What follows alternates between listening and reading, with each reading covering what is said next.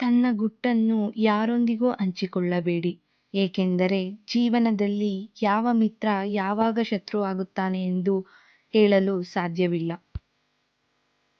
ವಾದವಿರುವ ಮಾತಿಗಿಂತ ಸ್ವಾದವಿರುವ ಮೌನವೇ ಉತ್ತಮ. ಯಾರಾದರೂ ನಿಮಗೆ ನೋಯಿಸಿದರೆ ದುಃಖಪಡಬೇಡಿ. ಯಾವ ಮರ ಸಿಹಿಯಾದ ಹಣ್ಣು ಕೊಡುತ್ತದೆಯೋ ಜನ ಅದೇ ಮರಕ್ಕೆ ಕಲ್ಲು ಎಸೆಯುತ್ತಾರೆ.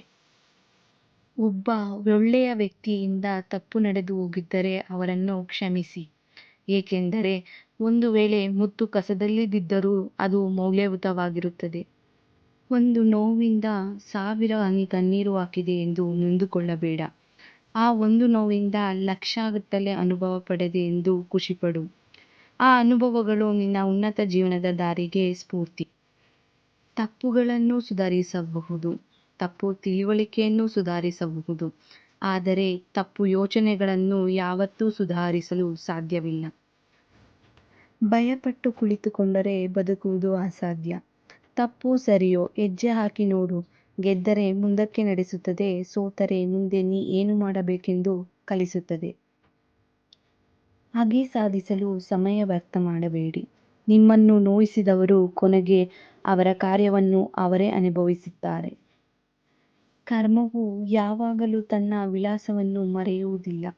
ಸರಿಯಾದ ಸಮಯಕ್ಕೆ ಮತ್ತು ಸೂಕ್ತ ಸ್ಥಳಕ್ಕೆ ಹೋಗಿ ಮುಟ್ಟಿಯೇ ತೀರುತ್ತದೆ. ಯಾರನ್ನೂ ಅತಿಯಾಗಿ ತಿದ್ದಲು ಹೋಗಬೇಡ, ಏಕೆಂದರೆ ಹಾಳೆಯಲ್ಲಿ ಅಕ್ಷರ ತಿದ್ದಿದಷ್ಟು ಹಾಳೆ ಹರಿಯುತ್ತದೆ. ದಾರಿ ಕಾಣುತ್ತಿಲ್ಲವೆಂದು ದೇವರನ್ನು ದೂರಬೇಡಿ. ಸ್ವಲ್ಪ ತಾಳ್ಮೆ ಇರಲಿ, ದೇವರು ನಿನಗಾಗಿ ಹೊಸದೊಂದು ದಾರಿಯನ್ನೇ ಸೃಷ್ಟಿಸಿರಬಹುದು. ಕೆಟ್ಟವರ ಕೆಟ್ಟತನದಿಂದ ಅಲ್ಪ ಸ್ವಲ್ಪ ನಾಶವಾಗಬಹುದು, ಆದರೆ ಒಳ್ಳೆಯವರ ಮೌನ ಮಹಾವಿನಾಶಕ್ಕೆ ಕಾರಣವಾಗಬಹುದು. ನೆನಪಿರಲಿ, ಇರುವುದರೊಂದಿಗೆ ಹೊಂದಿಕೊಂಡರೆ ಪ್ರತಿ ಕ್ಷಣವೂ ಸ್ವರ್ಗ, ಇಲ್ಲದಿರುವುದಕ್ಕೆ ಹಂಬಲಿಸಿದರೆ ಪ್ರತಿ ಹೆಜ್ಜೆಯೂ ನರಕ. ಮೋಸ ಮಾಡಿ ಗೆದ್ದವರು ಉದ್ಧಾರ ಆಗಿದ್ದು ಚರಿತ್ರೆಯಲ್ಲೇ ಇಲ್ಲ.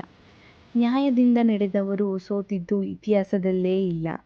ಮೋಸವಾಗಲಿ ಸತ್ಯವಾಗಲಿ ಅದಕ್ಕೆ ಕಾಲವೇ ಸರಿಯಾದ ಉತ್ತರ ಕೊಡುತ್ತದೆ.